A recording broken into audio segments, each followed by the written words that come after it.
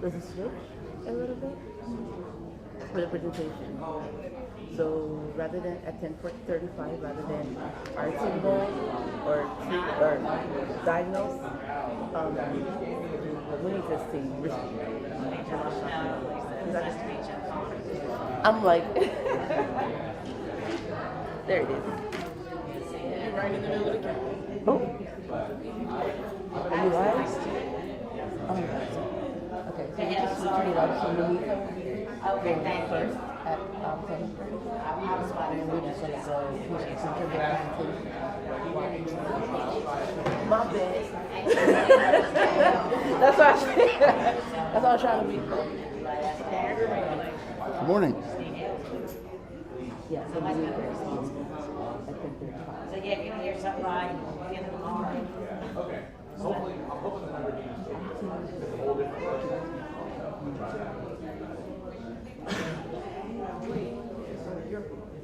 Because our teams were not covered.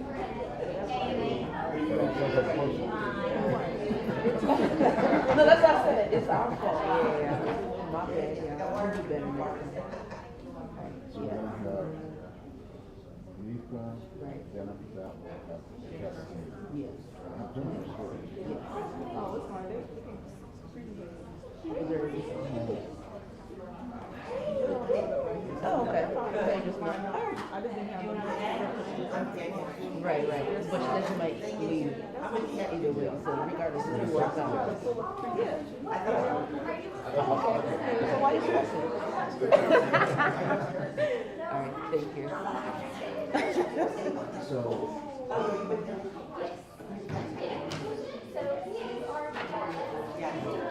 okay.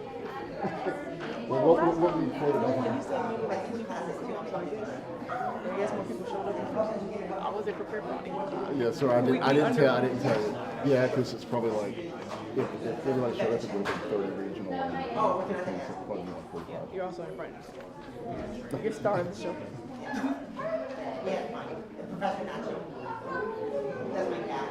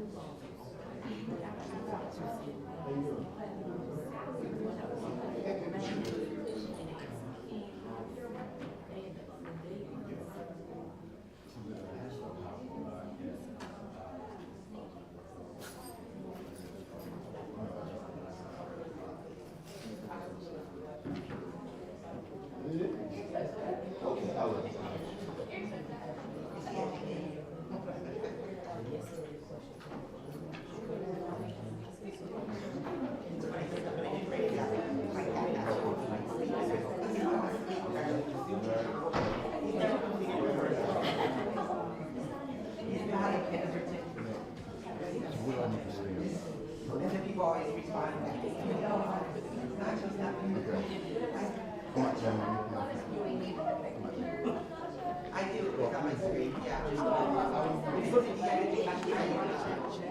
do the HIV 101, STI 101, and part of it. Okay. So just take one of those and then you never be the same. See, he survived. Okay. Yeah, I do person and online. Oh, I do learn in class. I have like do the different formats. Do face, some people like face to face, some people like online. So just do both your training. Good morning, everybody. Good morning. Hey, I'm Tony Price. I'm the Prevention Program Manager. Good morning, everyone. We're going to get started so we can have a productive day and get out of here before 3:30 maybe. Welcome, everybody. And I want to just have a couple of housekeeping notes. First of all, at the back, we've got a few snack items and some bottled water, so please help yourself to that at any point today. Restrooms are right over here to the right around the corner, but you also have a hallway out here to the left. You can also go down there, so either direction, we'll take you to a restroom. We will do our best to break for lunch no later than the noon hour. We'll try to actually get you out a couple minutes before so you can hit up area eateries. And then, as I said, we'll have a breakout session in the afternoon by disciplines and try to break the meeting no later than 3:30. So that's kind of the basic logistics. Again, as I said, I'm Tony Price, Prevention Program Manager for the Division of STD, HIV, and Viral Hepatitis. Welcome to everybody here in person. Great to see faces. This is the largest turnout of our semi-annual meeting for the statewide team that we've had in person since pre-COVID. So we appreciate you all coming. We also appreciate the folks who are joining us via the YouTube live stream. And so welcome to everybody. Carrie, you mentioned that what we thought yesterday was not correct. There is an option to make comments, I believe, if folks are joining us via YouTube. So that will be the extent of the terms of interaction today for those joining us virtually. Again, I want to mention that for newer folks or for the long term, won't call old folks, but the longer term folks, this meeting is held twice a year, first Wednesday in February and first Wednesday in August, to bring all of our team together working in prevention, whether it be social work, health education, nursing, DIS, and so forth, and more recently our community health workers who've joined the work team. And so it's an opportunity to get together, to get updates from central office on matters related to funding or program aspects, and it's a time to hear from you as well so that we can make sure we have ongoing communication so that you know who's who in central office and who you can call on to get help in your regional activities that you're doing. So we hope it'll be beneficial today, and hope we will give something to you that you'll take back to your work as you leave later today. So with that said, I'm going to turn it to Bernard, and he will introduce himself, and then we will go and do a round so that we can know who all's with us today. So Bernard. Good morning, everybody. Welcome to Columbia. For those of you outside of Columbia, hoping drive here this morning wasn't too bad for you. Okay.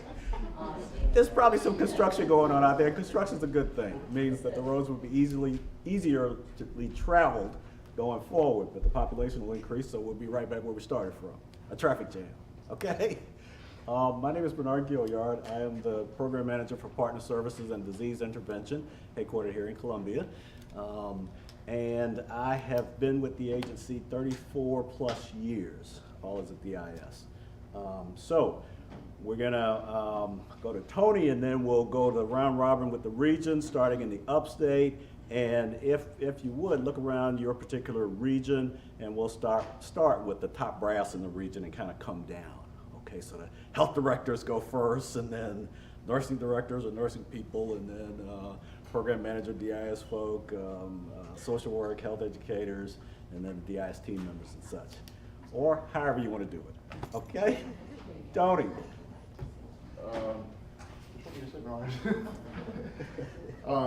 I've been with DHEC on again, off again for 38 plus years, and so I've known most of you. I've seen people come and go through retirement while I'm still there hanging on at the last minute. So welcome to everybody, and Bernard, we'll go ahead and go with the upstate region.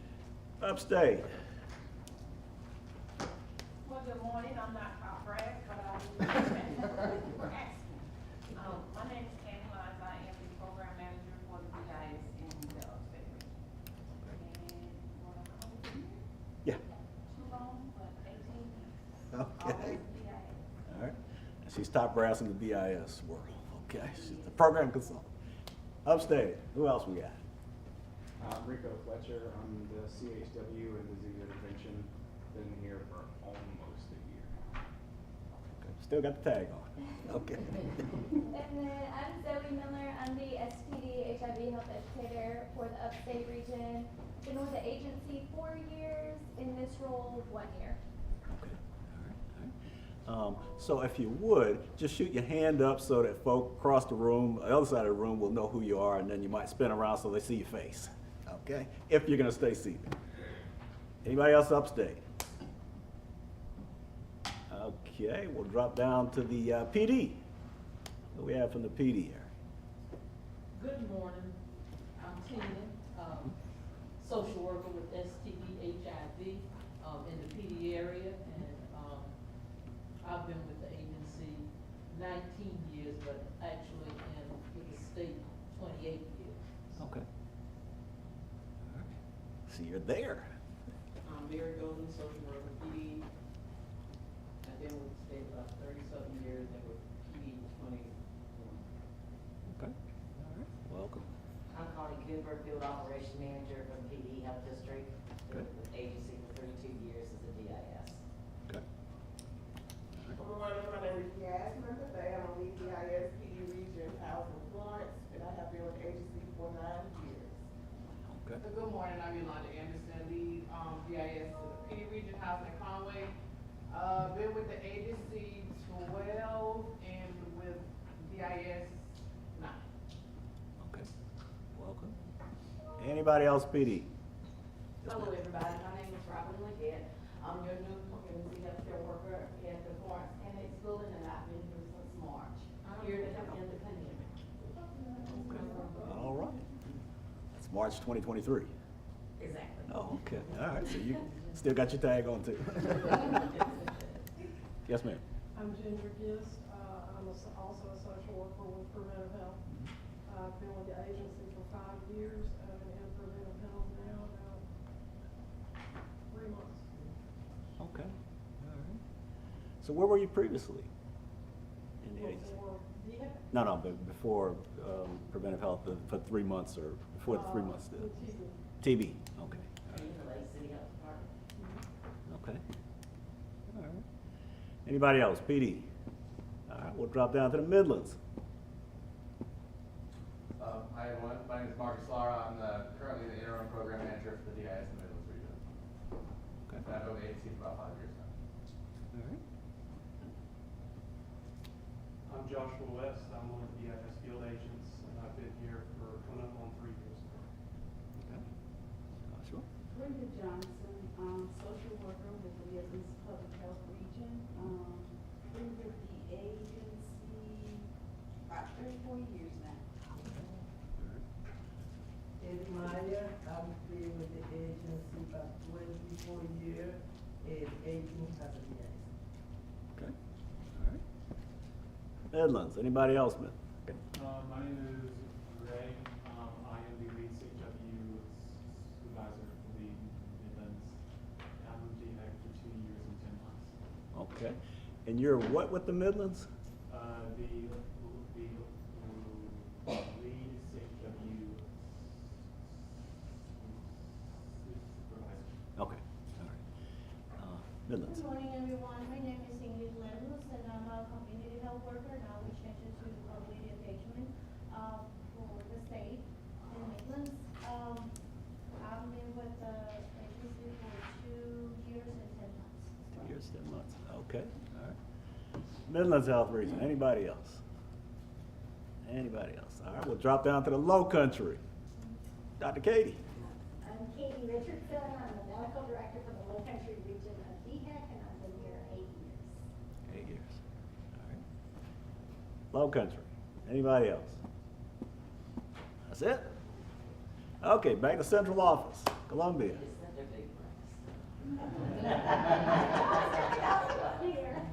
All right. Everybody chime in at once. Central office. Good morning, everyone. I'm Felicia Mullins Pickering. I'm the Community Engagement Program Manager, and in that role, I also serve as the DHEC co-chair for our South Carolina HIV community. Good morning. All right. Alicia. Good morning, everyone. I'm Jennifer Kozik. I'm the Planning, Monitoring, and Evaluation Program Manager in St. Paul. Good morning, everyone. Good morning, everyone. My name is Gobi Elenika, and I am the kind of, but I'm a public health advisor in CDC, but work here with DHEC as a home testing program coordinator. Been here for about a year and a half. Okay. Obi. Good morning, everyone. I'm Nita Gaston. I'm the Casino Care Program Manager. Been here for 10 years. Okay. Good morning, I'm Dr. Maria Sabrina, the Division Director for Surveillance Assessment and Evaluation. Been with DHEC for 3.5 years, with the state for 14. Okay. Errol, since we're over there.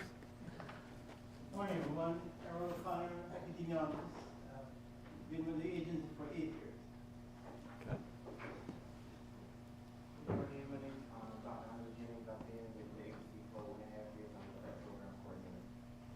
Andre. Good morning, Steve Robinson, Prep Program Manager, and I've been with DHEC 9 years. Okay. All right.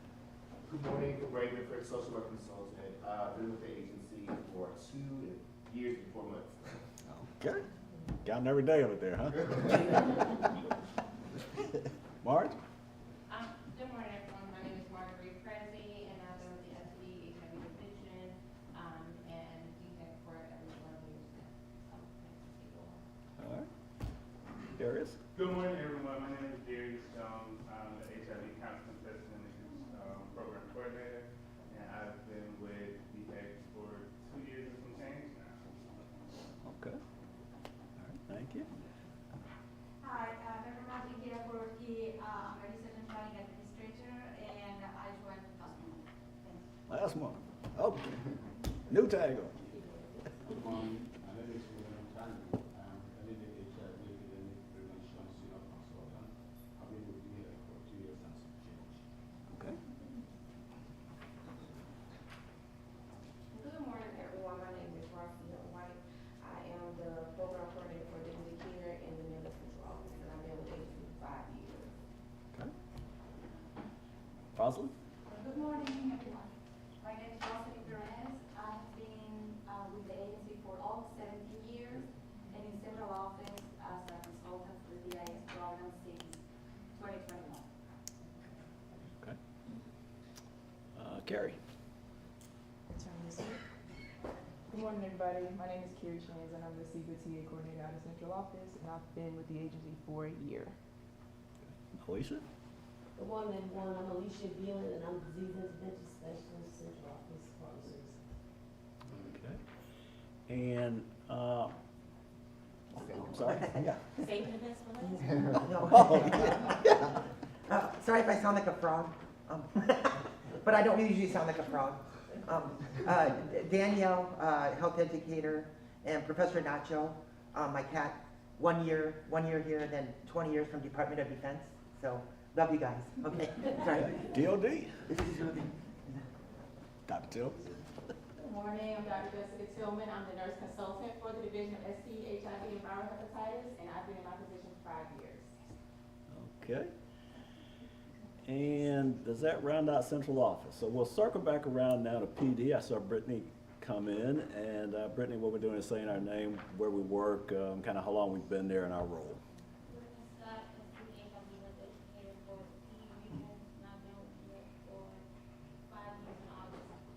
Okay. All right. Okay, so I think we have everybody introduced. So don't be afraid to reach out to somebody from another region, a colleague from another region, or another program in another region. So we'll mingle and do all of that at the appropriate times and such. Where are we at now, Tim? We're doing grant updates. You want to start since you're here? Grant updates. The Disease Intervention Specialist, or DIS, we get directly funded funds from the federal government, Centers for Disease Control and Prevention, CDC, for an initiative. Right now it's Partner Services and Disease Intervention Activities, called STD Peach. It was a 5-year initiative that got started in 2019 and was supposed to sunset the 5 years in 2023. However, we got some additional supplemental funds that that caused us to, CDC, to look at extending that out some. So right now we're in flux as to when the actual 5-year with at least a year and some months extension will, or at least a year and some months extension will end, but they will likely add to it. The funds that we get basically support DIS and related partner services activities, with the exception of clinical services. We cannot spend monies on nursing, for example. We can do drugs, up to 10% of the cap that we get on can go for drugs, but our drugs are 340B price medications, so they're like dirt cheap compared to market price. So again, most of our funding goes directly to DIS, a little bit to drugs, a little bit to screening, RPRs with Public Health Lab, and then a little bit to other initiatives and such as SHAPE. We fund the SHAPE initiatives with some seed money for public service announcements to do education and awareness activities in various public health regions.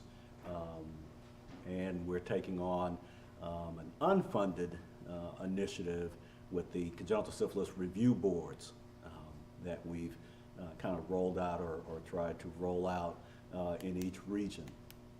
The SHAPE initiatives do have quarterly meetings, and I think the meeting that was supposed to have been tomorrow is rescheduled for next Thursday, the 17th.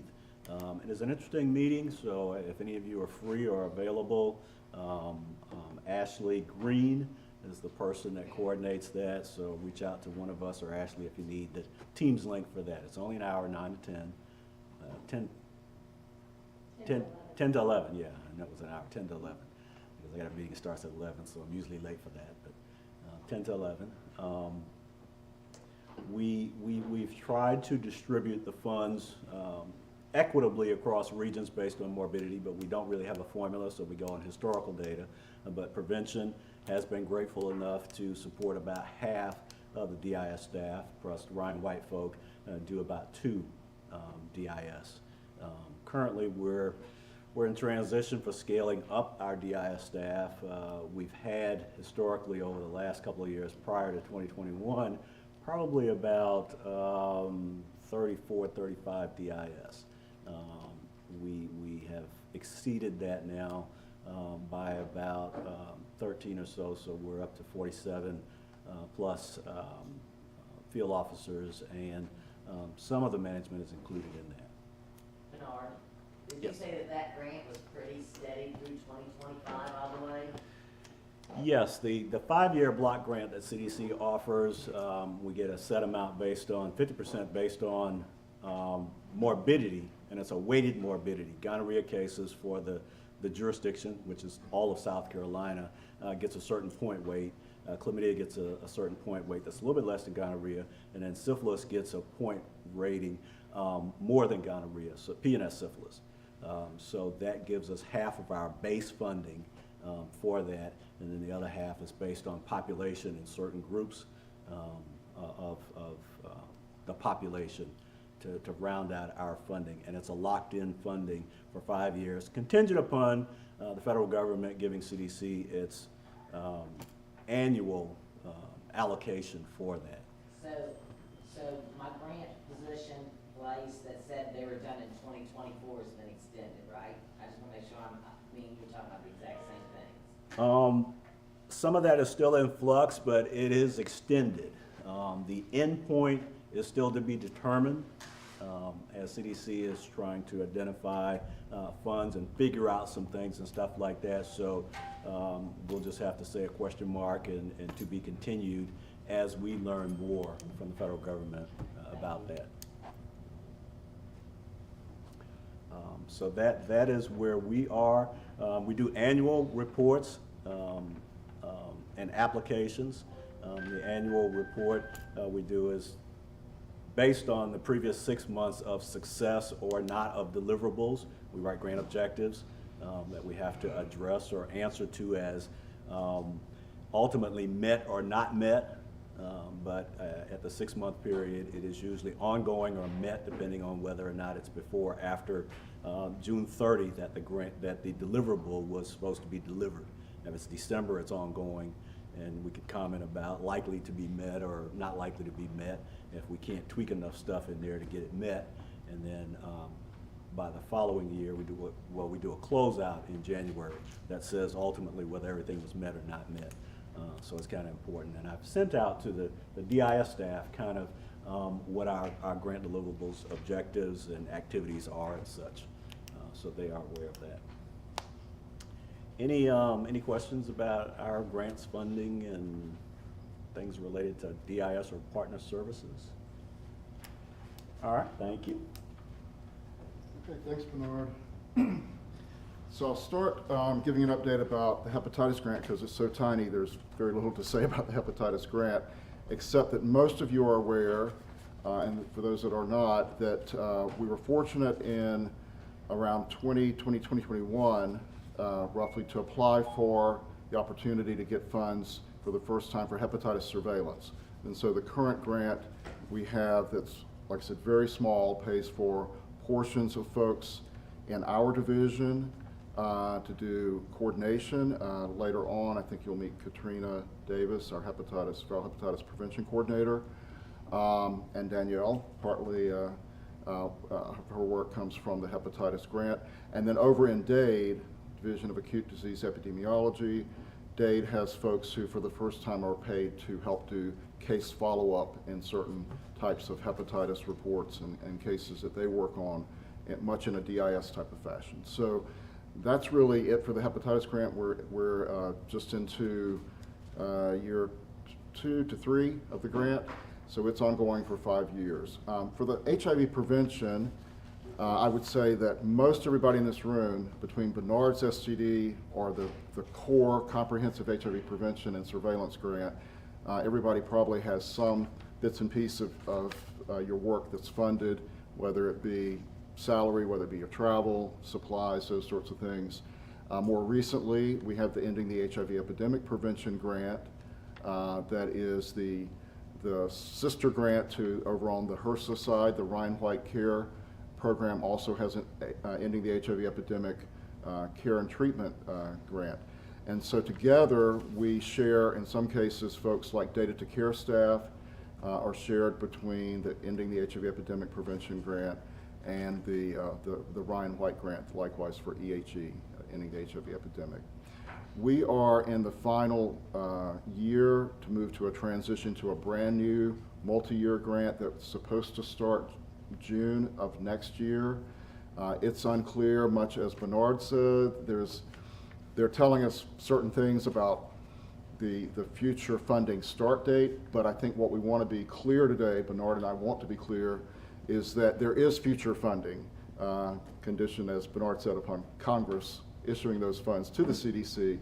But I've been around, as I mentioned earlier, for a long time, and we have had core HIV prevention grant funds that likewise are supposed to run through May of next year. We've had those since 1985-86. So HIV prevention activities are not going away, and we're assured by the CDC, and we're assuring you that ending the HIV epidemic prevention activities are not going away. So more recently, we brought our community health workers on, and we're glad to see those who are present today.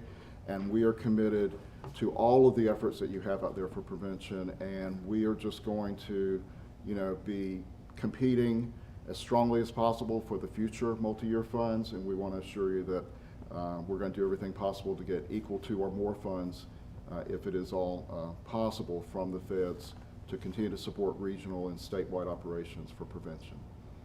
So that's it in a nutshell. Any questions about the grants? Okay, let me mention an agenda change here. We are going to move some things around, and so we're going to start with Jennifer, correct? And Jennifer is going to share for a few minutes here an overview of our community-based prevention activities and include a few notes about our community health workers. And then we're going to immediately follow Jennifer with Monitha and a continuum of care update, and then we will go back to the testing program after that. So turn it over to Jennifer now. Good morning, everyone. So like Tony shared, I'm going to provide some data basically from our midpoint, so from January to June, so the mid-year numbers. It's just the basic numbers of the activities that we're doing, and first I'll start with a lot of the community-based organizations numbers. One thing I do want to note about the data that's presented today, most of the data is coming from Evaluation Web, which is our CDC required reporting system where all of our tests are entered. So it's a live system, so it's a snapshot on the date that I run it, not necessarily like it could change today or tomorrow. So like Tony was mentioning, we are in year 6 of our core prevention grant, which is known as PS 18-1802. So if you guys have been in these meetings for the last several years, you'll know these performance standards are generally what we're monitoring. So the first performance standard is newly diagnosed positivity rate in non-healthcare settings.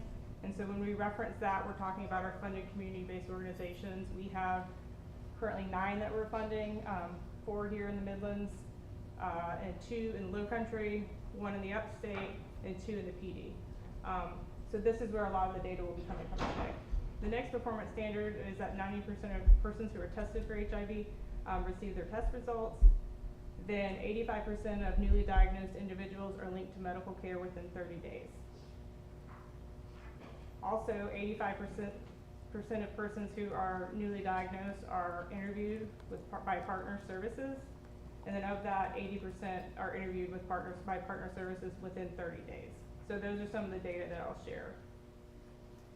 So when we're first looking at where we're at from January to June this year, so our non-clinical settings, our CBOs, they have done 4,230 tests, and they've identified 73 positives so far. Where we're at mid-year this year in comparison to last year, the testing is up by 13%. When we look at our DHEC clinics data, and I won't have as much information broken down by DHEC clinics just because we have to get it from surveillance, and they're very, very busy right now. But I got this from our lab report, and basically over 11,000 tests have been performed in DHEC clinics with 119 positives identified. And then we also fund 5 mobile units in South Carolina, 2 in the Midlands region, 1 in the Upstate, 1 in the Low Country, and one in the PD region.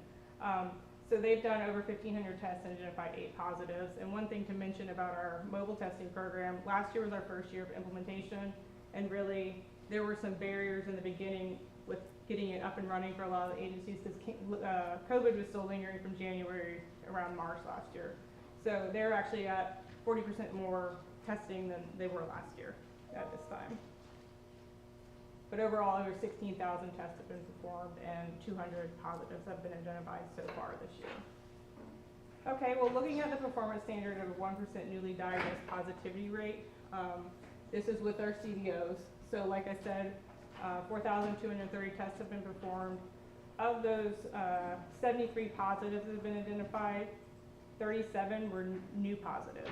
And so when you calculate that out by the number of tests, you get a 0.86% at mid-year. So we're on trend right now to reach that 1%.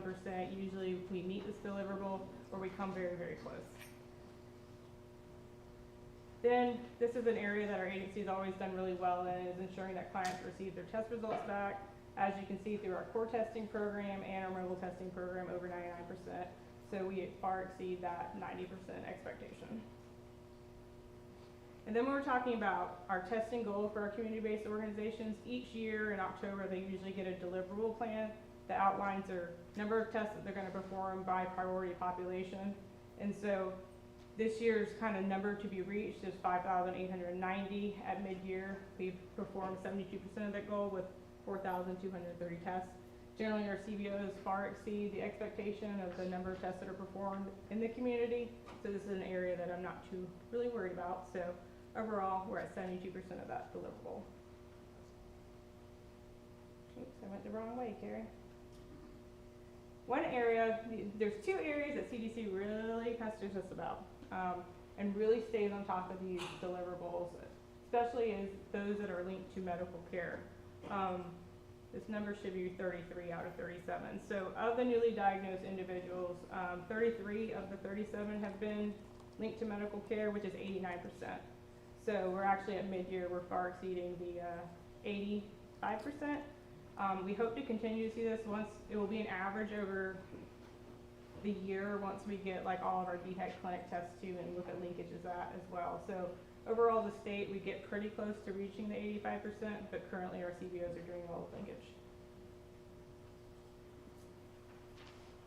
I'm like, I hope this, Carrie, this is the other presentation. This is the other presentation. This isn't my new presentation. Sorry. I just noticed I was like, the numbers are wrong on this too.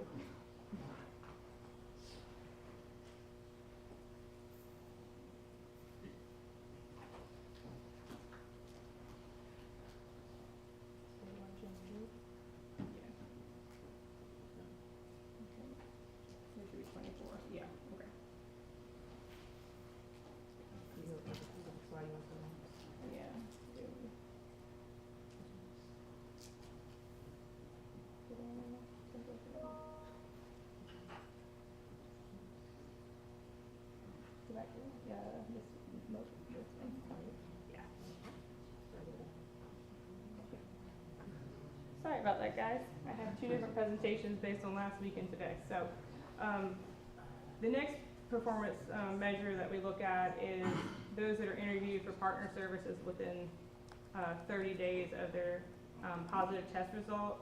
And like I said, there's 37 new positives that's been identified. And currently at mid-year, and this is just within our CBOs, 14 have been linked or interviewed by partner services within 30 days, so that's only 38%. So it's a little bit lower than our expectation. However, 20 have actually been interviewed. It's just those remaining 6 haven't been interviewed within the 30 days. So 54% have received a partner service interview. 10 are still pending information, meaning that when I go into EHARs or SION, I don't see an interview date in there yet. And then approximately 17% have declined an interview or is coded as no interview in EHARs. Then looking at our mobile testing goals, so with our mobile testing program, the CBOs that are funded, they have the expectation of performing at least 50 tests a month, providing at least 3 testing events a month. So overall, with those 5 agencies, we get a goal of 3,000 tests to be performed through the mobile units.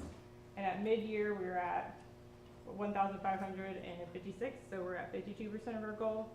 This is much higher than we met last year. Since this is kind of our first year of implementation, we're glad to see we're higher than we were at mid-year last year. And they're continuing, they are out doing more events than 3 each month. A lot of agencies have exceeded that 50 goal per month, so we hope as this continues to be implemented, we continue to see the numbers grow. And just to look at positivity, like we don't technically have the 1% positivity rate for newly diagnosed individuals set as a deliverable for the mobile testing unit, just because it was a new program and we wanted to kind of get a baseline of where it starts. But there were 8 positives identified through the mobile testing units, and 3 of those were new positives. So when you look at the newly diagnosed positivity for the mobile unit, it's 0.19%, so it's pretty low. However, those 5 clients, they're just as important in ensuring that they are in medical care, or if they're re-engaged back to care if needed. So that's also a responsibility of those working in mobile units. I just wanted to share some other information about some other prevention activities that we perform. This specifically is related to PrEP, and how CDC titles this particular variable is outcomes for HIV negative persons.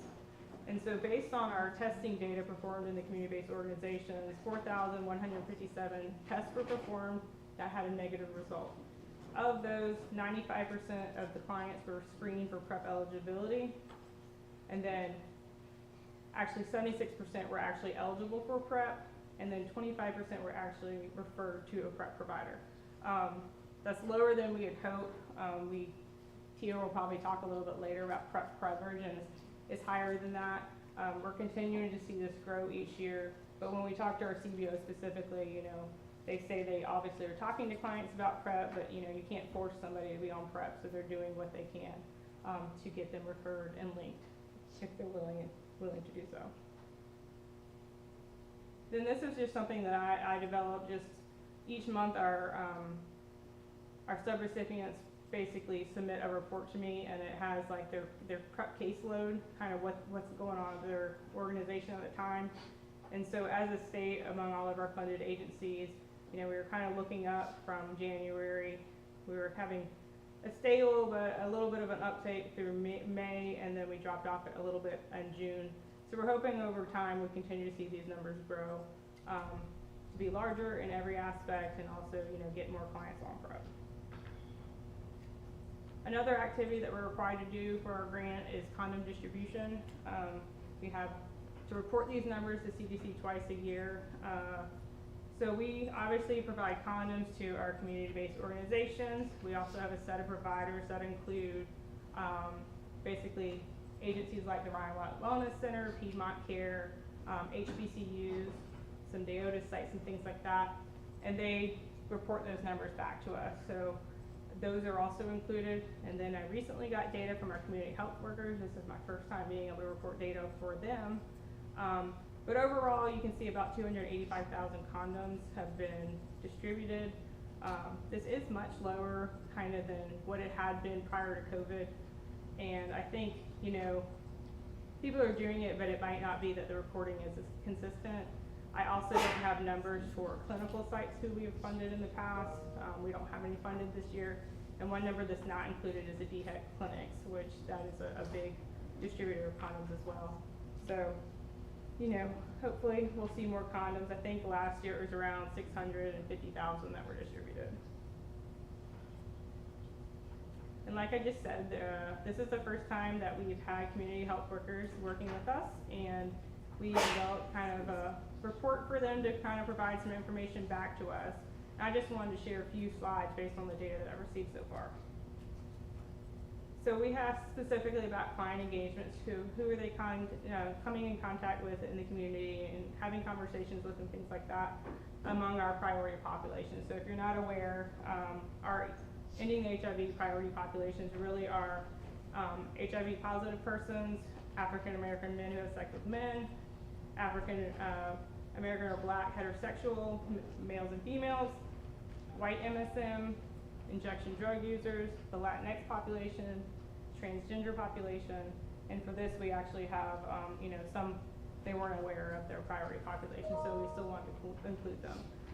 But overall, you can see in general, client engagement is mostly among the African American and Black populations, followed by the Latinx populations, and overall, about 624 clients were engaged by the community health workers.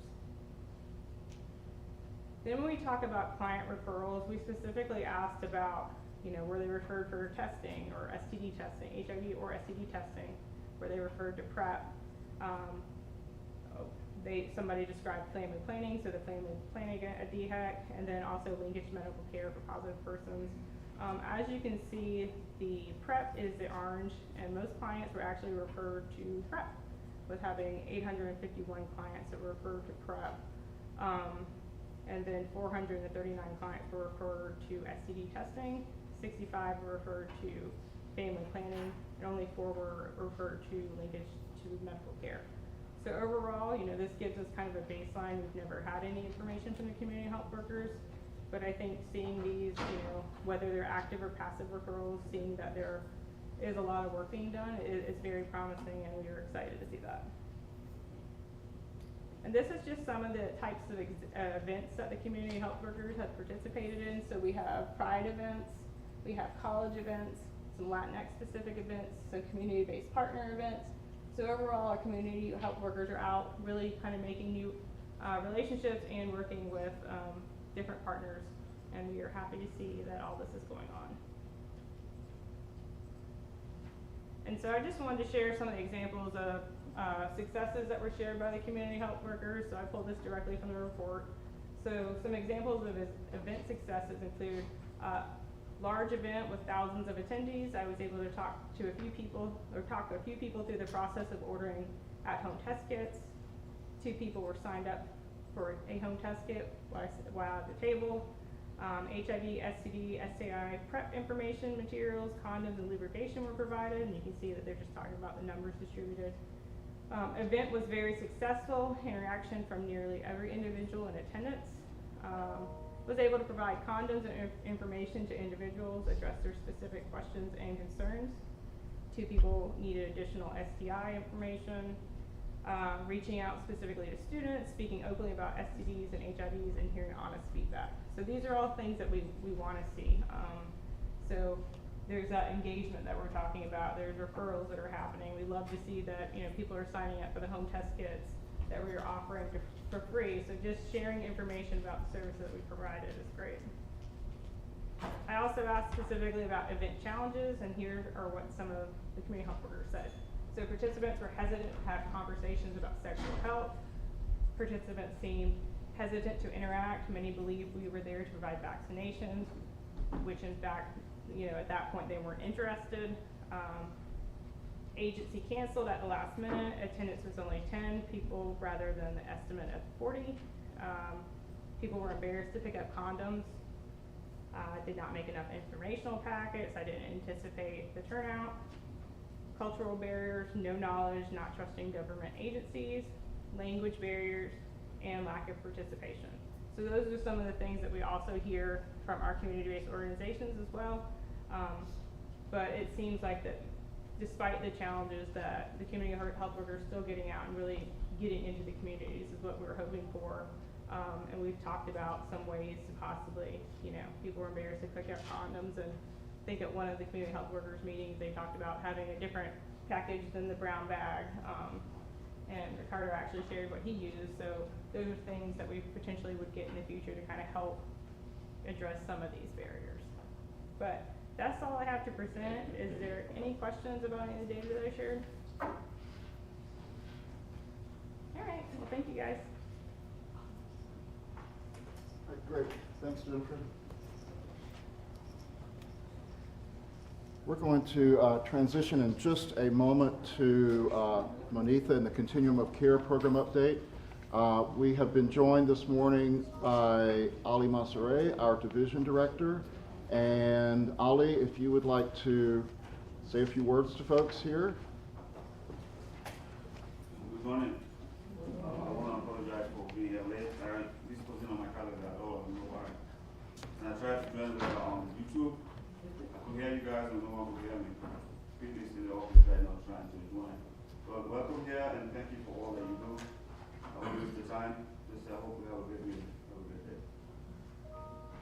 Thanks, Ali.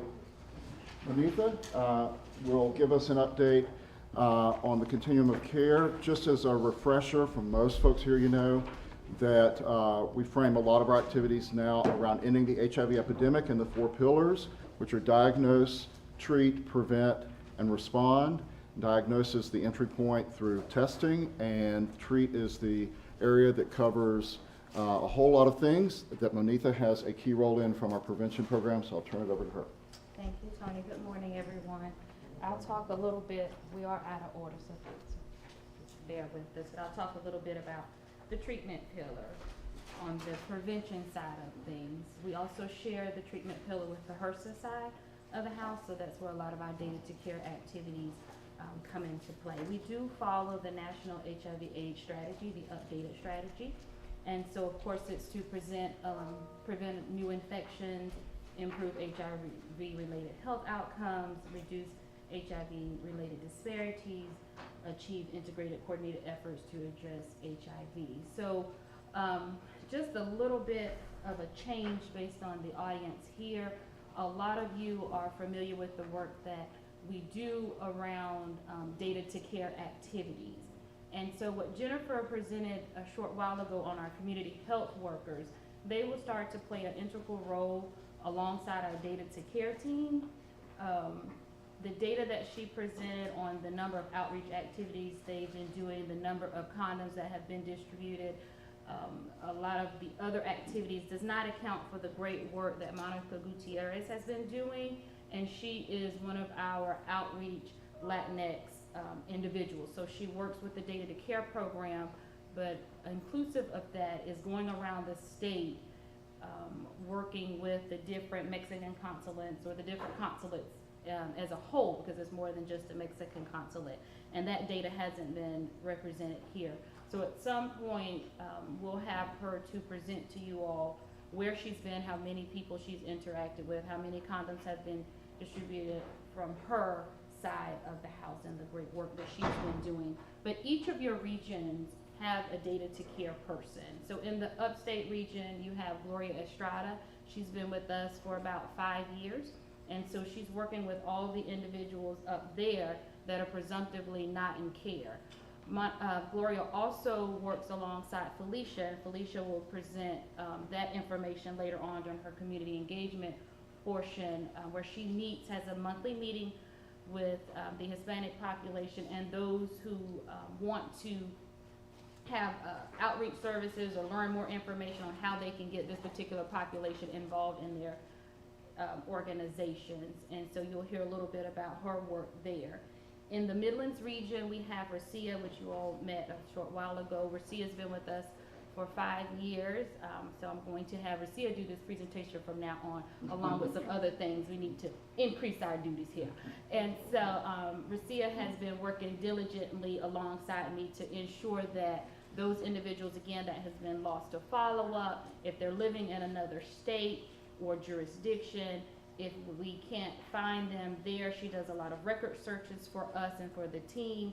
And so she's been playing a really good integral role in that. And she has some added resources that are not readily available to our outreach staff, who is supervised kind of by Latasha Robinson, who's our senior consultant on the Ryan White side of the house. So again, when I get to our map, you'll be able to see the number of people that are diagnosed with HIV around the state and the number of individuals that are currently presumptively not in care, where we have the data to care team and the outreach workers from the provider's office looking for those individuals. We will also include a lot of our community health workers, you all that are in the room. You all will help us identify those individuals and some needed information, education material, testing, and things that they need as well.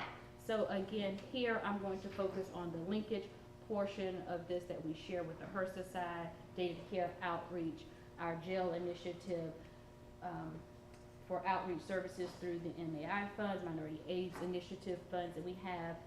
We want to decrease wait time, expanding our hours, and molecular cluster, which you'll hear a little bit this afternoon. So Tony's already given you kind of like what those 4 pillars are around the EHE, diagnose, prevent, treat, and respond. under our collaborative effort with HRSA and CDC, the state has developed a rapid continuum of care program. That means we want to rapidly diagnose individuals living with HIV quickly. We want to rapidly prevent them first from acquiring HIV. That's what Tia and her team is doing to make sure that PrEP uptake is on the rise, PrEP educational materials are being displayed, and you'll hear a lot about that. We want to accelerate eligibility and access to care through HRSA, so our ADAP is involved. We want to rapidly link and re-engage people, and we want to rapidly get them virally suppressed. CDC gives us 6 months from the time an individual is identified as being HIV positive, as well as individual being linked back to care. They want them to reach viral suppression within 6 months. And so that's our goal for that. So our coordinated project, again, these are our unmet needs, kind of where we are. We do have approximately 4,500 individuals presumptively not in care in the state. What that means is they may be here, they may not be here, they may be living in another jurisdiction, they may be deceased, they may be incarcerated. So wherever those individuals are, each person in the region that has a data to care person will go out and they'll have their list and they'll go out and they'll find those individuals. So again, Racia is in the Midlands, Gloria is in the upstate, Monica is also in the Midlands. She deals specifically with our Hispanic population. And then we have Brittany, who's been here, I think, with us about 3 months now, maybe 3 or 4 months. Brittany Washington, she's in the Low Country region, so she's really learning and getting acclimated to her new role. So you may see her in some of the SHAPE meetings as well. And then in the PD region, we have Jonna, and Jonna's been with us probably about 4 or 5 years as well. So Brittany and Jonna's main goal is to make sure that they do all things linkage and re-engagement, whereas the other team members have additional duties that require them to do a lot more digging to make sure we bring in and identify all of those individuals. So with the unmet needs portion, Ryan White's side of the house kind of makes sure that we have rapid ART, we have accelerated process for them getting ADAT eligibility and things of that nature. On the CDC side of that, we do all of the legwork to make sure that we can get those individuals back into care. Once we have them back into care, HRSA picks up and then make sure that they get all of their medication and things of that nature. I'm not really going to go over the methodology portion. A lot of you all are familiar with this map. This map has been circulating for a number of years. However, for the last 2 years, I think I have not sent this map out. One reason because we've had some issues with some of the numbers on the map where I'm not pretty comfortable with them as far as displaying them around the state as I have been in the past. So until that happens, we won't have like not in care maps generated externally, but I will have them available for our internal house so we can kind of keep an eye on those trends that are happening around the state. So again, this map contains 2 data points. The first data point of those that are in color, it means the individuals that are living with HIV in your particular region. So some of you may be familiar with this map, some may not be. So if you ever come across this, just know that the data is not, the numbers that are represented in that particular region, case in point Richland at 755, does not mean you go over here and look for, you know, that particular 755, because that would actually align with orange, whereas actually red. So the red is the epicenter, the highest point of HIV in that particular region. So the number that's inside of that county is the number of individuals that are presumptively not in care. So the red color for Richland County, there's anywhere between 1,200 to 3,100 individuals living with HIV in that particular region.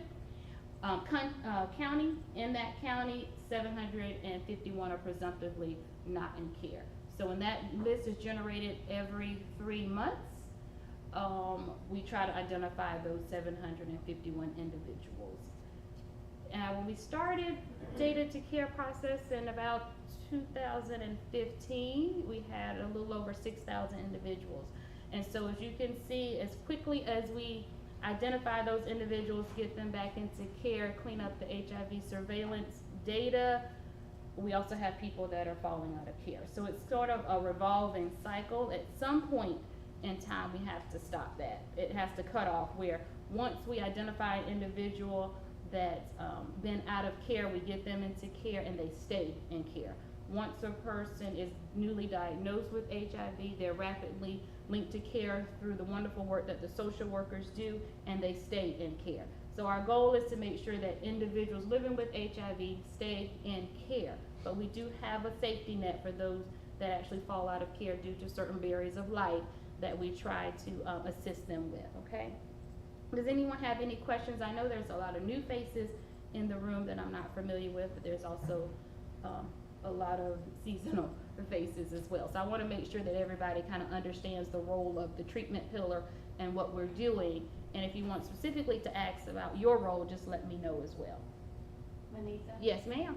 I'm interested in why you're not comfortable with the data and what's happening to get data that you are more confident in. So on the surveillance side of the house, and Dr. Bruno, you're welcome to chime in if you would like, for the last few years, the data that has been coming in has been going, let Dr. Bruno, because I don't want to misspeak, I know, but let me let her do it. Reporting issues with IT and that Mhm. they're currently working on, and so some of the data care activities, we've asked them to kind of hold on. Yes. But it's outside of surveillance's control. Yes. They also have changed our systems quite extensively, and so the issue that we're concerned about can't truly be completely addressed until the system has been converted over and the servers are moved over. So there's a lot going on. So yeah, that's pretty much why. And you're talking about Scion when you talk about the system? No, ma'am. I'm talking about before it even gets to Scion. I'm talking about coming in to the from agency externally into our system, how they divide the information, where they put it. I mean, it's everything outside of before it gets to Scion or beyond. And we have absolutely no control over IT and how they function. Yeah, and so we've been working on that for a number of years, and until that situation is resolved, we're just very hesitant about distributing this information, because we use HIV surveillance data. That's our marker for seeing if someone is presumptively not in care or not, and we just don't feel comfortable presenting that information to the full group, and it's not a true picture of what's really happening in South Carolina. And also what's happening, how we caught it, Jonna actually did, by contacting an individual who was truly in care. He was in care, however, the information that we provided or had at our disposal said that he was not in care. So one thing that we don't want to do is make someone uncomfortable or heighten, them around someone contacted them to say that they are not in care when truly they are doing what they need to do to maintain viral suppression and have a good quality of life. And so with that, it made us weary about sending out letters, calling individuals. So we stopped that process for about 6 months. We stopped contacting individuals until we were able to sort of rectify what's going on, until we felt comfortable internally, because again, we didn't want to cause anybody extra distress on what's going on, especially around HIV. So again, until that, yeah, go ahead. Yeah, so for clarity, it's more so as information is as the information is being placed into the systems, the accuracy of the information, right? It's the accuracy that this individual may be in care, but it's not accuracy, it's how it's coming in. So it's coming in through a certain portal, and certain information is supposed to go to surveillance, but it may go today, we need it all over here. And so with the information that may go to another area, it could contain those new CD4 viral load labs that we're looking for. So when Samara goes in to update or generate our 3-month list, that information is not there. So it's not a surveillance issue, it's an IT agency issue that they have been working on. And so what we do is make sure that the information that we have is correct, like 99% correct. And so that's where RCIA comes into play.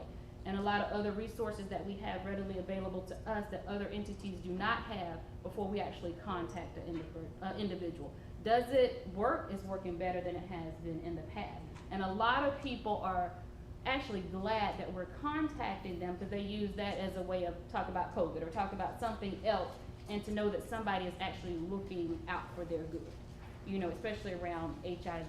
And if they haven't been able to talk to a provider and they hear from a data care staff person, then that's their ticket into getting into that provider's office, because we can do some things to help navigate the system. So again, it's not a surveillance issue. It's not where the provider is, you know, have wrong labs or anything. It's once it gets here, is it going to the right place? And it's almost finished. Okay, so in surveillance and others are meeting continuously to do, oh, you stood up. Okay, go ahead. I was just gonna simplify it and say basically some labs are missing. Yes. Right. So like that time, I think it's more time sensitive. Right? Yeah, they're missing, they're not routing correctly. Same thing I said. Yeah. Same thing I said. Yeah. That's okay. I didn't see out of my side. Okay, I'm sorry. Yeah, so again, I'm not going to do it. Somebody else may generate some numbers and send it out to you, but Monitha will never send out anything that I'm not comfortable with. Because around HIV data and the numbers, I don't want to cause an uproar on something that's not really an uproar about. So thank you guys for always asking all the time, is there a new map? Because I know you all depend on this map, you know, to kind of do different things and to see what's going on in your region and to look at those trends that are happening. But I think you would respect the fact that I'm not going to send you anything that's wrong, send you something that you can actually work on that's true and believable. Because if the media gets a hold of this and we're reporting numbers that are not true, then that comes back on the agency, okay? So, any other questions for me around that? So Dr. Richardson, we want to work on it. We're going to get you something. I know it's been a long time, but you do know that anytime that you email or call that I do try to give you what I can. You know, what I can to stay in line. But so again, data to care, we use HIV surveillance data. We depend on that data to make our life easier to get those individuals back into care as quickly as possible. I've already talked a little bit about this, the generating of the map, the investigation, the intensive investigation that the team does. And there's a lot of times that they may have to reach out to the health department for social workers for additional services or expertise and help, and then they reach out to the provider's office. So there's a lot that we do here. You can look at these slides when Carrie sends them out. If you ever have any questions or need, you know, comments for me after this, you all have my email address as well as my telephone number. So we did about 2-3 weeks ago receive new guidance from CDC on how we're supposed to evaluate the data to care program, the intended outcomes and the evaluation questions. Those are here. In our January meeting, I'll be able to provide some additional information based off our new SAS requirements from CDC. Until then, this is kind of the last year and some change of information. If you look at the red 341, those are individuals that we've identified or the team identified that was truly not in care based on their investigation. Out of that 341, 240 of those were actually linked back into care. So again, as quickly as they're linking individuals back into care, there's still barriers happening. There's still things that they have to help the client to deal with before they actually link. So 341 out of 240 is not bad at all. Well, 240 out of 341 is not bad at all, given our circumstances, our internal barriers that we have as well. So again, our overarching goal is just to make sure that we reduce those numbers of undiagnosed individuals living in our state that are out of care and return them into care. I know that was kind of fast. If there are any other questions that you may have for me. Okay, and I think the, Tony, when you were doing the grants, you didn't really speak on the prison initiative. Did you want to? Okay, so I'll talk a little bit about the prison initiative. You can stay right there. I'll talk as I'm walking back to my seat. So here you can come. So we do have PS 2020-11, which is our prison initiative where we focus on discharge planning for those individuals that are returning to the community that has had a short stint or a long stint in our South Carolina Department of Corrections. And so we have a collaborative partnership with SCDC, with Prisma Health, where we go in and start working with those individuals 6 months before they are released. Those individuals that come into SCDC, you know, they are automatically tested for HIV based on their test result. If they are positive, new or previous, new I think you all are called previous positives, we do have Alicia here that works closely with our team to make sure that partner services is happening. They sign up with 340B with Michelle Allen. She ensures that they have medication if they want to. If they don't sign up for the 340B program, then they have to pay for those medications if they want, you know, to take HIV meds while they're there. And then we work again with surveillance with Prisma to make sure that those individuals have their ADAP completed when they return to, before they return to the community, that they have a 15-day supply of medication before they return to the community, that they have a medical appointment hopefully within that week, 3 to 7 days. That's our rapid number that we have for making sure that people link back to care to the community for our statewide rapid continuum of care initiative.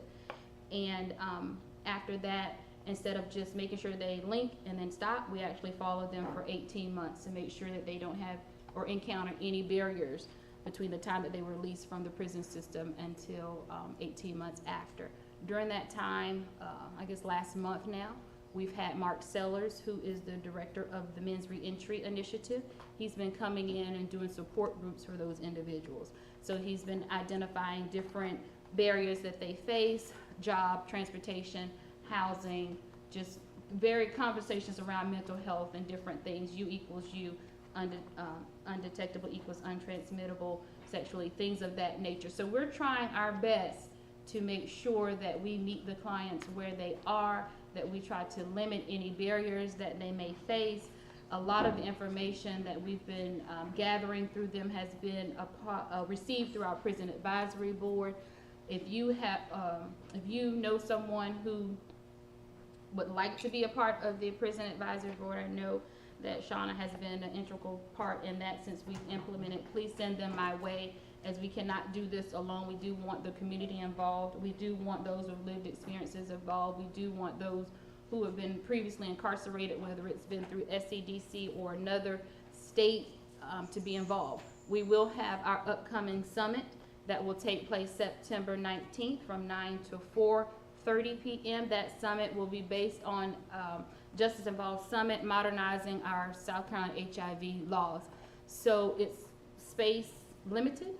So the registration hopefully will come out this week or the first part of next week. We will have DHAT lawyers present. We will have lawyers from New York and Atlanta present. We will have prosecutors and solicitors. We will have those from PPP, the Jail Association, and SCDC present. We will have individuals with lived experiences present, as well as a lot of our DHAT internal staff. So what we're trying to do there is look at our South Carolina laws, see how they impact those living with HIV and how it mimics the science and things of that nature. So again, if you or someone in your organization deals with the justice involved population, please be on the lookout for that registration link for the summer. This particular grant ends next year, so September 29, 2024 will be the last year of the prison initiative. However, I would like to sustain some of that by talking with our Ryan White side of the house, program services manager Lee Oden, who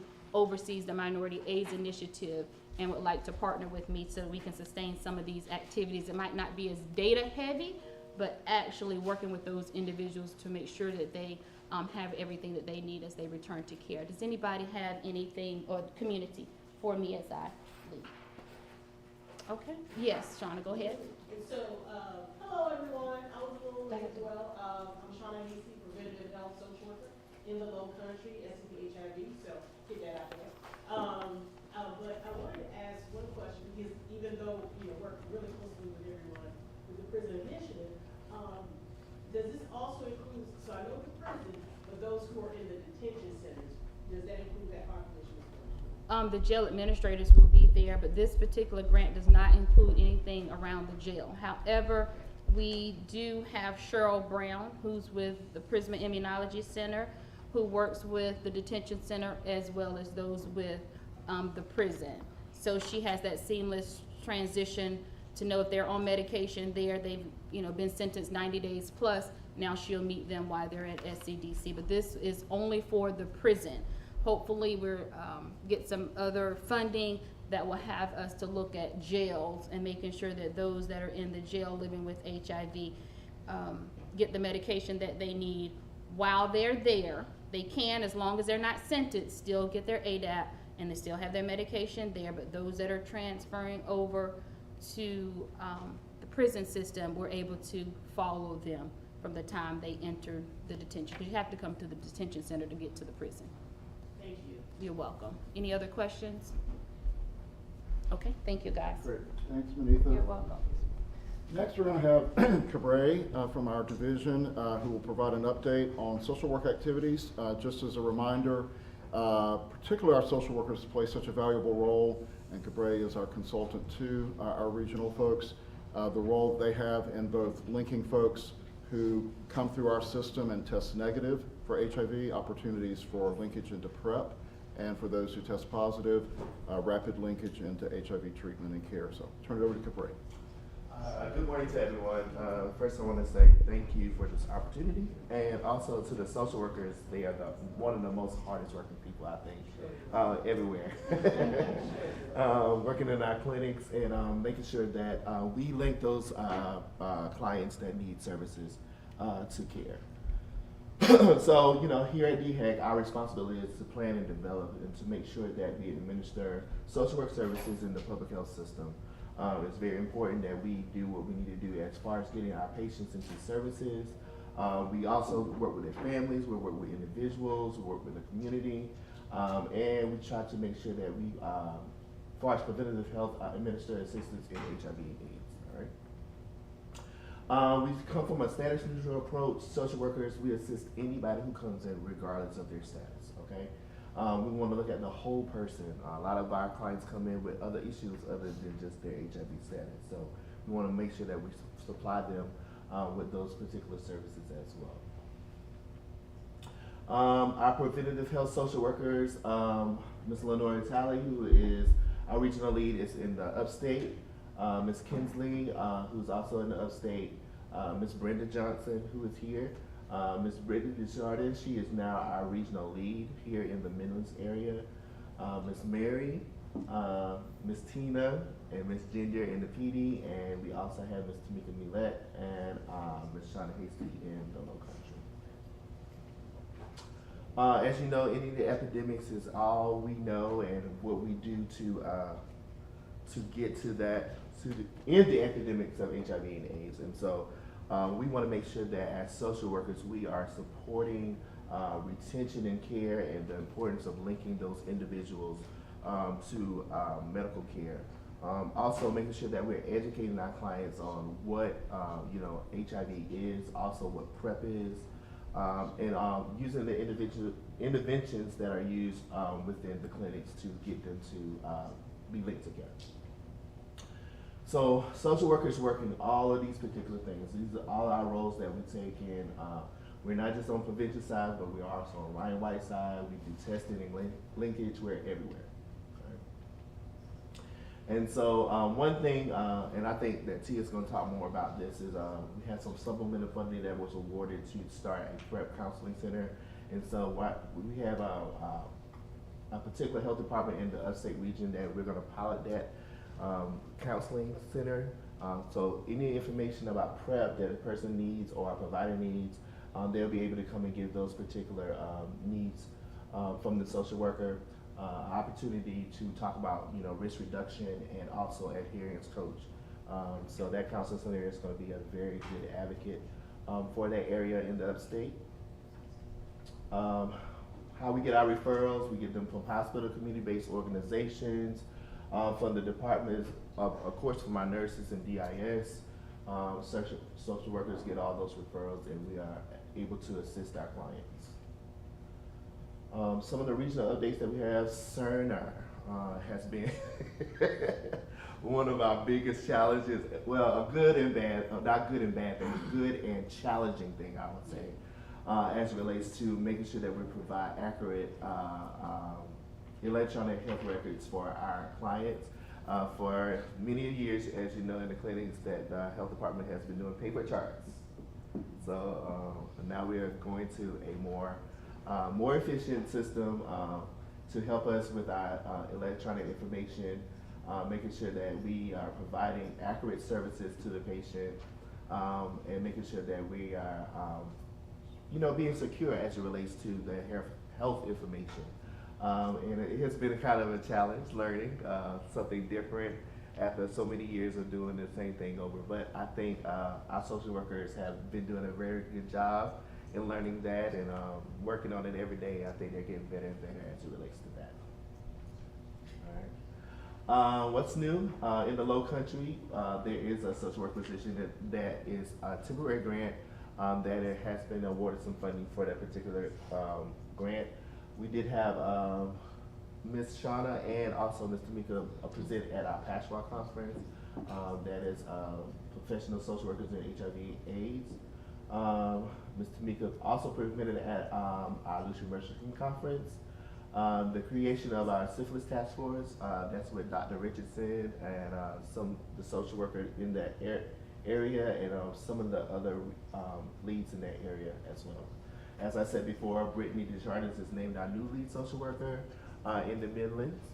There are 3 positions in the Midlands right now that are looking for some social workers. We have TB, community systems, and our family planning. Definitely in our PD area, working with some of the things that they do, working with Black HIV STD awareness days, testing days in that area, distributing condoms, making sure that we get those information out to those particular communities. One of the pilot programs they're doing in the upstate is sex education in the schools. They're trying to go into schools and also make sure that we're providing those education to those students. As you know, there's a challenge here in South Carolina because we do not have comprehensive sex education. So there's something that they're trying to pilot and see if it works. And also Ms. Lenore has been recognized as our Social Worker of the Year. And in that area, there's a decrease in referrals due to the EHR implementation, yes. And that's about it. But if you have any questions about social work, we have several social workers here in the area. You can also ask myself if you have any questions. Thank you. Any questions for Cabray? Okay, great. Thanks, Cabray. Yep. We're going to circle back now to what we often think of as the first pillar, because as Cabray mentioned, status neutral approach, that social workers in particular have the opportunity and the role to link folks, whether they test negative or positive for HIV, but in particular if they test negative for HIV, but maybe have come through with a positive STD, they get linked into PrEP. But the starting point with status neutral approach is testing. The diagnose pillar is critical to everything we do. And so we have Tina Skinner with us that joined us. Tina, we did introductions earlier. Tina is the program manager for the counseling, testing, and linkage, HIV and viral hepatitis. And Darius, that you met earlier during introductions. I'm going to turn the program over to them to have them review some key aspects of our statewide testing program.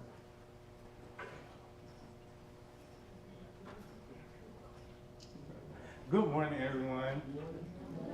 Y'all are so dead. Good morning, everyone. I know it's early, you know. Again, my name is Darius Jones. I am the Counseling, Testing, and Linkage Program Coordinator in Central Office, and it's great to see your faces today. So I'm just going to jump right in. Meet our team. Of course, Tony just said Tina, she's our program manager. Katrina Davis, she's not here today with us, but she's the viral hepatitis program coordinator. Dr. K is our wonderful health educator. Of course, me.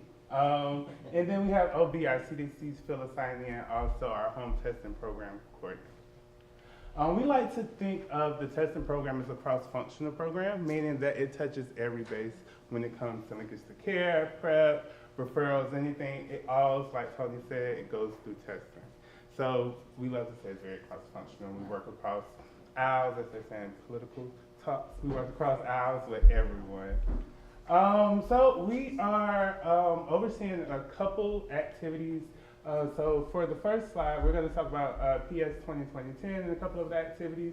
And this here, as we know, is our EHE funding cycle here. We use our geolocator to do mapping for area codes and zip codes throughout the state for the highest prevalence of testing. The highest prevalence of HIV, so we can know where we can send our community partners and also direct some of the community health workers in those areas to implement services or do some outreach and things like that. Also, our home tested program is funded under this. We'll go into more details about that in another slide. Also, our retail pharmacy testing, also another slide for you. And of course, our mobile testing.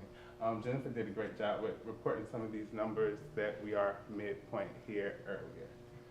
Also, our other funding source is 181802.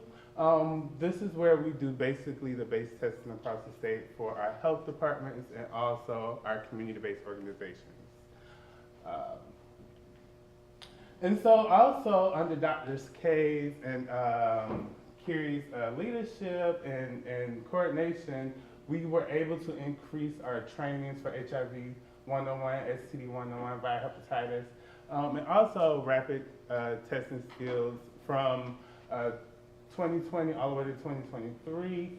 And I want to give them a big shout out because they've been doing a very great job with keeping those trainings ongoing and making sure that not only you guys and everybody at DHEC have what they need, but also our community partners have what they need. So a couple things we're looking at right now, testing integration of technologies. So we're looking at new technologies that we will be using, possibly using in our health department and with our community-based organizations. This would be a combo test of HIV and syphilis, so we're in the process of writing that out and doing a pilot.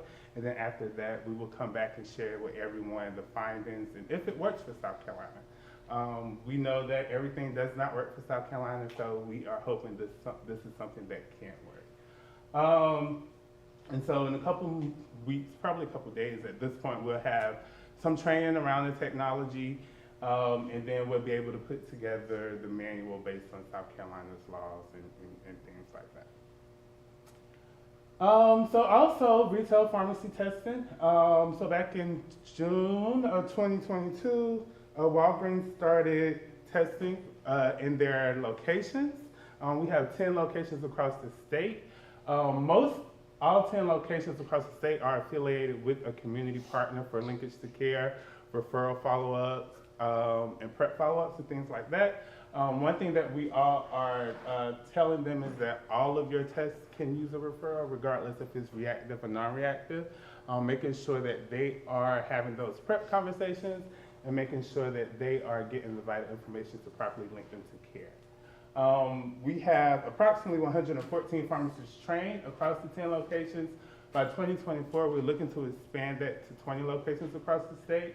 And they're using the NC technology. And then hopefully by 2024, we can begin training them for HCV testing as well in the retail pharmacies. So our home testing program, and this is this year.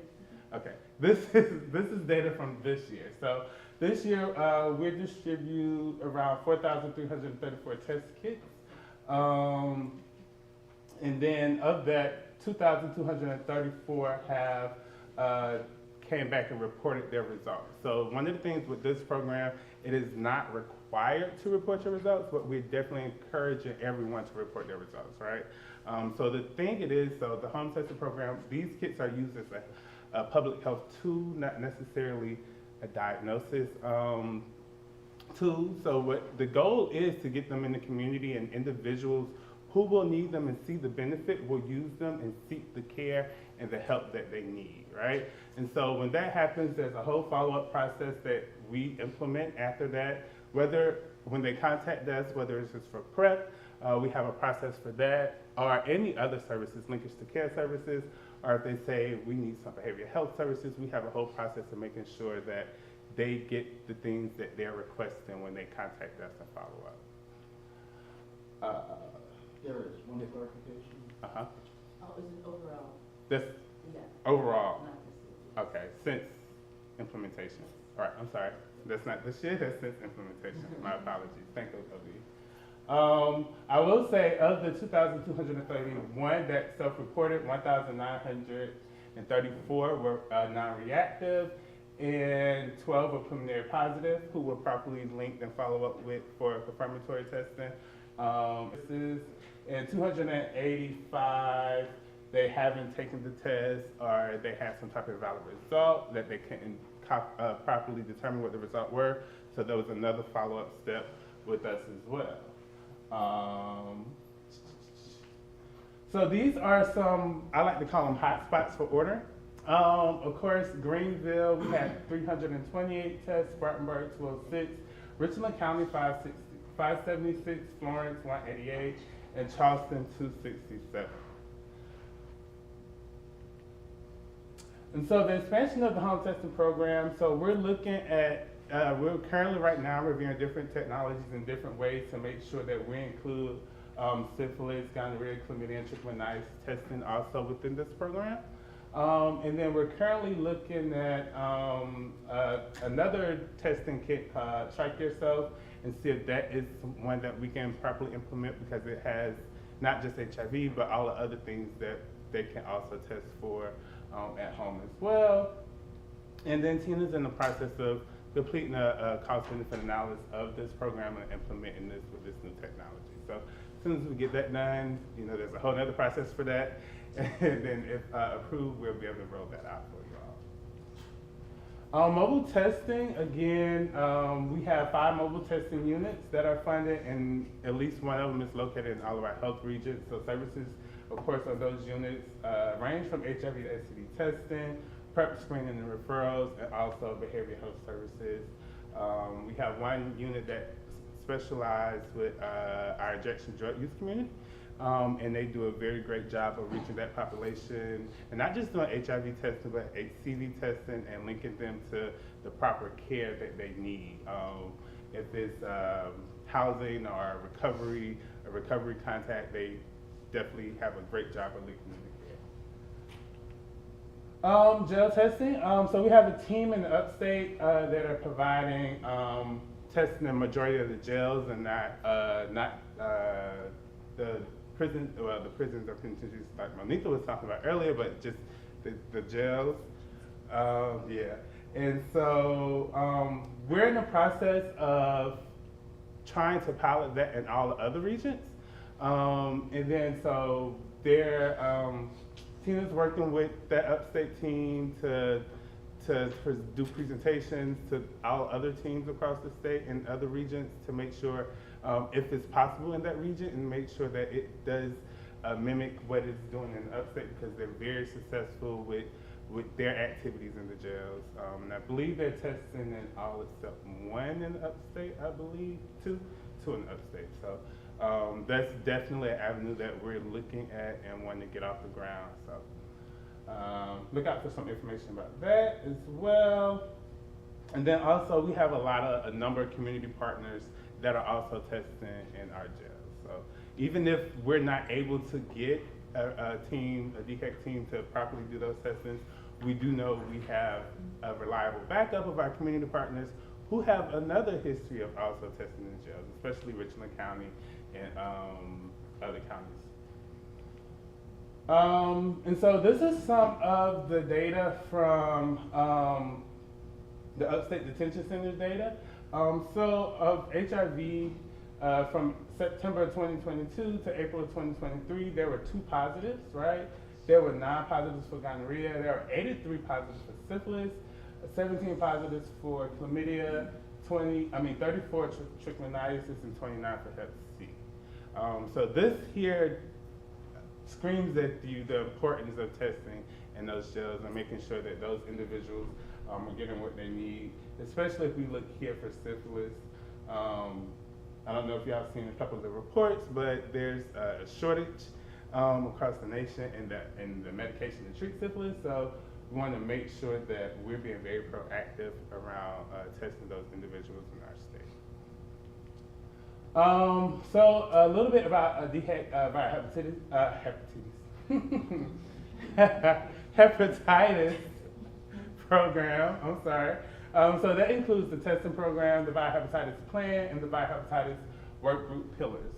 So under the program, it provides education, general education of biohepatitis, provides training on hepatitis C that includes testing and linkage to care, provides testing oversight for various community partners. So when there are any issues, their TA set up with Hep C testing with Katrina, and she's able to walk them agencies through whatever TA that they need, whether it's from testing, linkage to care, communicating with the client. These are things that she can help you do. And she also helps track and monitor clients through the continuum of care. As you know, if anyone who tests positive for HCV, there's a lot of treatment, and then some follow-up testing that's done. So she also helps coordinate those things and make sure she oversees those things. Also, the Biohepatitis Committee facilitates South Carolina Biohepatitis Committee meetings. That includes stakeholders from various agencies across the state. And they're responsible for tracking the progress, tracking and reporting the progress of South Carolina Biohepatitis Plan, and also implementing that Biohepatitis Plan. So this committee, again, consists of stakeholders, with providers, community partners, testers, individuals living with hepatitis C. These are individuals that come together and talk about the goals and the benchmarks that need to be met to make sure that we are adhering to the state biohepatitis plan. And then the Biohepatitis Elimination Strategy Plan. This plan provides a framework to control of the biohepatitis burden and eliminate biohepatitis in public health by 2030. And it has 5 pillars, which are advocacy, policy, data prevention, screening, and treatment. Any questions? Thank you all for your time. Thank you, Darius. Tia?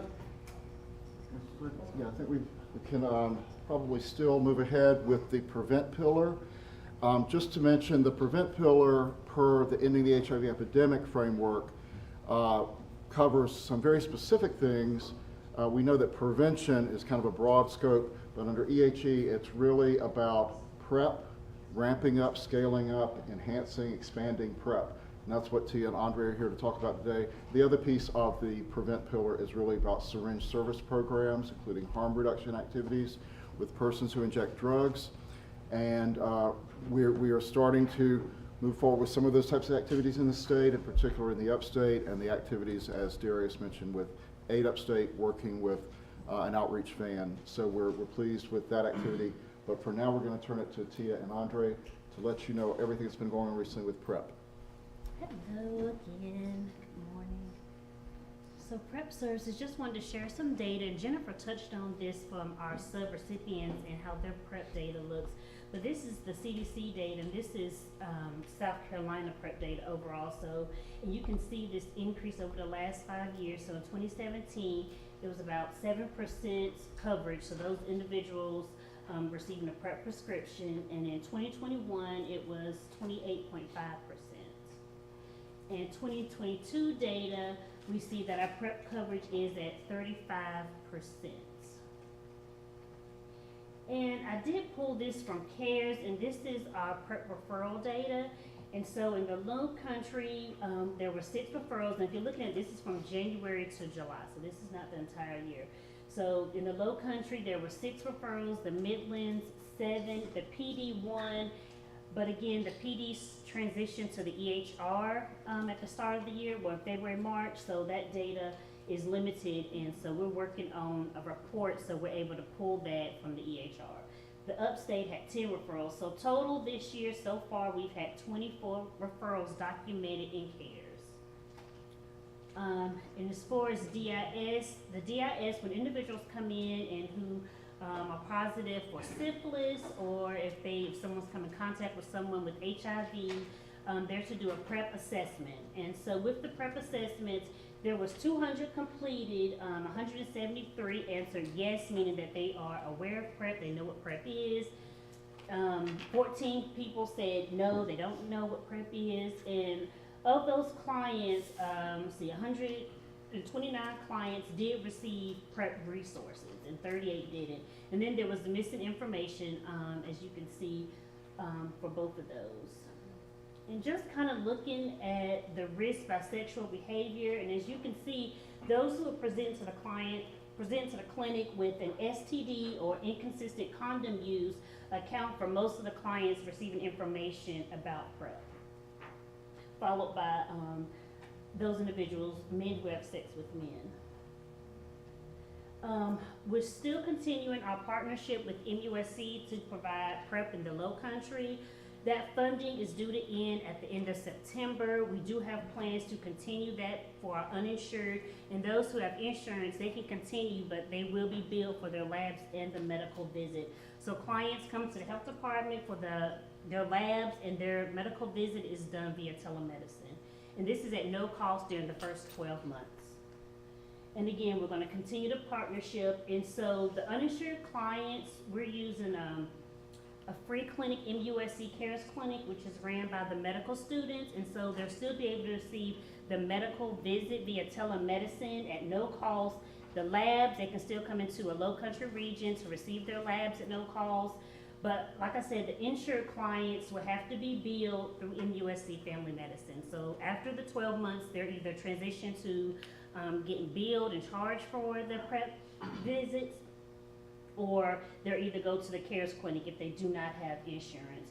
And also, I'm working to upgrade or make revisions to our teleprep page. Right now, it says Low Country Teleprep, and so the web page, what I've kind of envisioned is that it'll serve as a source of information. So for those clients interested in if they don't have insurance, if they want to do the MUSC Cares, as well as those who have insurance, they can use the MUSC Family Medicine, and those who are initially getting involved, they'll be able to find out about the pilot program at no cost. So it'll be information for kind of 3 different things that are going on, since we have so many clients transition out of the program, and the funding will end in September. So in the PD region, they're gonna do home testing kits, and so the clients who will receive PrEP will they'll do their testing at home, send the lab kits back for analyzing. And that's going to start later this year. As far as our funded agencies, these are non-clinical sites. They're providing PrEP comprehensive services. And so clients who are coming in and need assistance with the medication, they're providing adherence and persistent risk reduction counseling and tracking them along the way. And we recently went into a MOA with an FQHC in the upstate. And so what they're doing is, with the rapid HIV testing kits, they're able to link clients to PrEP services within 1 to 3 days. And then after that, the clients will receive their PrEP labs at no cost through PHL. And this is up to 40 clients a year. And this is in the upstate region with the FQHC Piedmont Care. And we're looking to do something similar to that in the Low Country region as well. And so the labs that are covered with our funded agencies, again, are the creatinine, the HIV antibody antigen screening, the hepatitis B panel, Hep C, and the STI testing, gonorrhea, chlamydia. And I'll let Andre talk about the safe, just push the So our statewide PrEP work group meeting, it meets quarterly every year. So we meet 4 times a year. We met 3 times already, so our final meeting will be October the 12th, so the day before Friday the 13th, so that's really easy to remember. Hopefully it's a really good meeting. But what we really tried to change the focus of the PrEP work group since I've been here in the last year, this year I've been really trying to focus on making a way for the members of the work group to network their ideas throughout the state, so individuals can share successes and wins amongst each other. So like with if one agency is struggling with referrals and another agency is doing really well, they can share best practices. So we have created 6 supplemental subgroups within our PrEP work group that we have that we will be having those subgroups meet, report regularly throughout our PrEP work group meetings starting next year, so that we can just kind of streamline all of the best practices that are working as far as prep services in our state, and that we can share those with everyone throughout the state.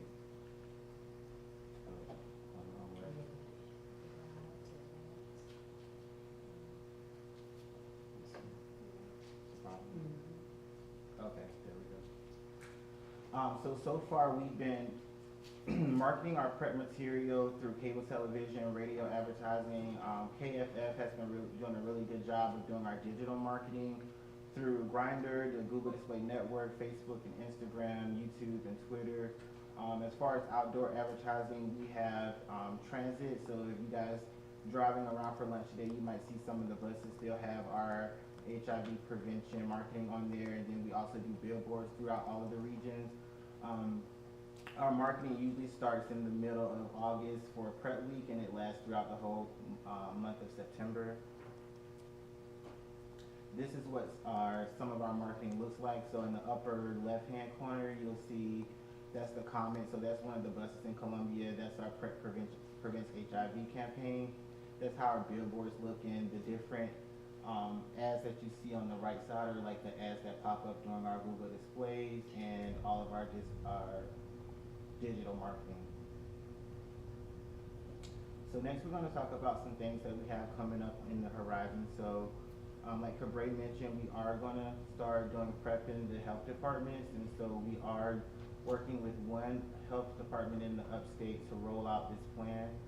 And part of this plan that will be involved with prep counseling is,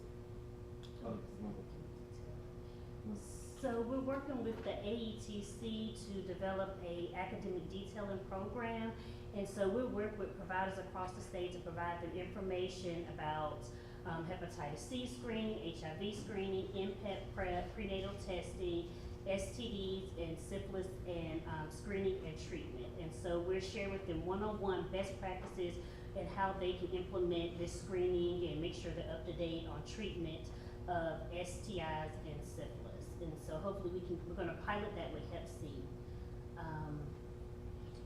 probably in the start of next year. And the Prep Counseling Center, Cabray talked about this earlier, but pretty much with all of our clients that are going to be receiving prep through the health departments, we're going to have a counseling center to help them stay adherent to their risk reduction plans, their medication, as well as their appointments. We'll also be able to allow agencies to refer clients to the counseling center if they need assistance with counseling their clients as well.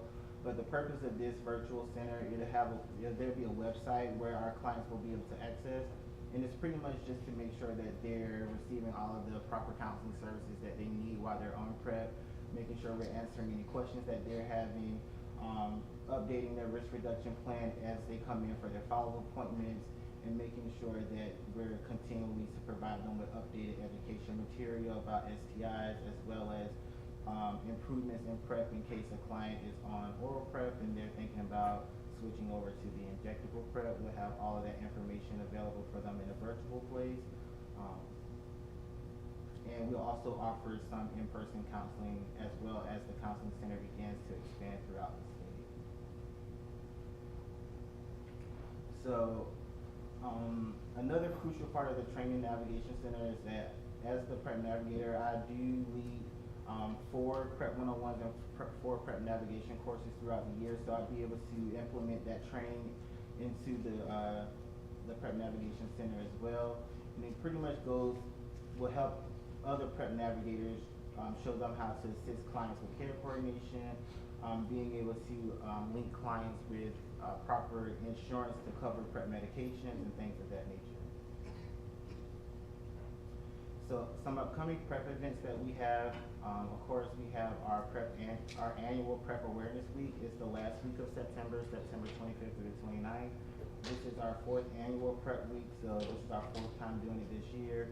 We have expanded Prep Week to not only our funded CBOs, but we are working with some non-funded CBOs as well to reach more college campuses throughout the state. Right now we have slated 11 testing events, and that's an increase from all the previous years. Last year we had 8, and I think the year before that we had like 5. So we're continuing to increase our our presence on college campuses every year. And we are having a pre-conference to the SC HIV Viral Hepatitis Conference that will be on October 24th, and our PrEP Summit. Is the PrEP? It's the person. I think it'll come up a few slides later, but just a little bit more like about PrEP Awareness Week. Like I said, it's our 4th annual event.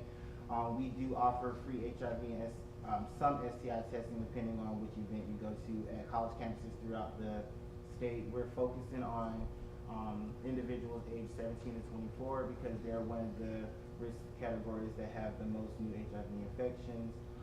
At these events, we also have our agencies provide PrEP referrals if anyone is interested that tests negative, or we also pass out condoms.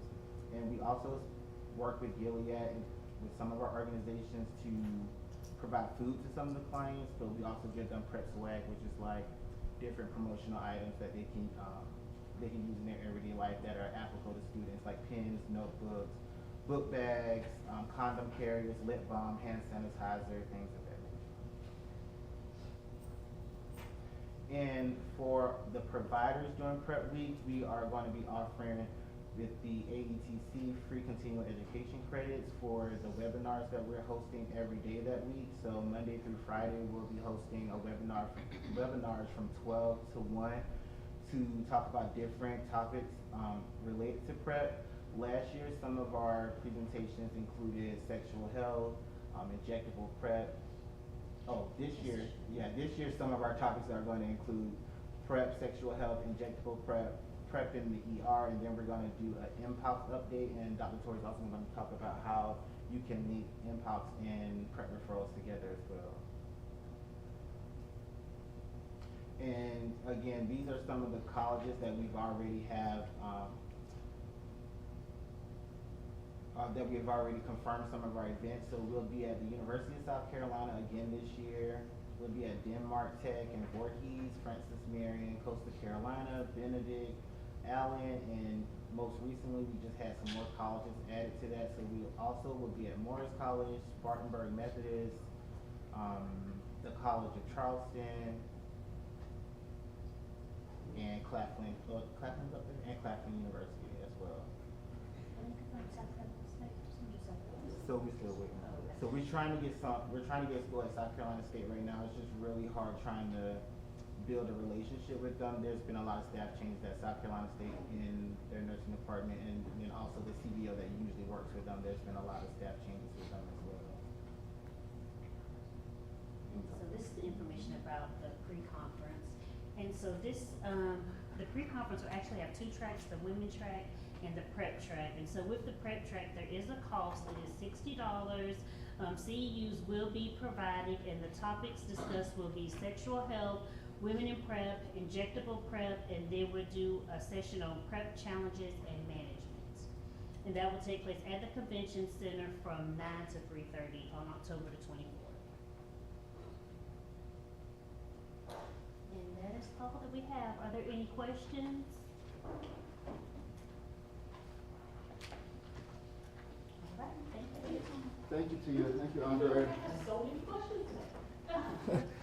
When you get a referral for the PrEP in a different region, like 6, 7, 10, is that based on individuals who requested PrEP and actually start the program versus those who may have been referred and decided not to move forward?